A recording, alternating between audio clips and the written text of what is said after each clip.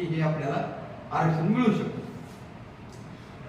कारण की आपले झोपलेलं जे सरकार आहे किंवा विरोधी पक्षातील आहे सर्व मराठी आमदार नव्हते, मराठा आमदार आणि खासदार इतर लोकांनी मराठ्यांचं वाटोळं केलेलं नाही. तर मराठ्यांचं वाटोळं ही मराठ्यांच्याच लोकांनी मराठ्यांच्या पुढाऱ्यांनी केलेलं आहे. म्हणून त्यांच्या घरावर दगड घातल्याशिवाय मराठ्यांना आरक्षण मिळणार नाही. तलवारी म्हणजे तलवारीच नाही, मग त्यांना अडवणूक असेल, त्यांच्या गाड्या फोडणं असेल किंवा काही असेल, परंतु आमच्या लोकांना आम्ही सोडणार नाही.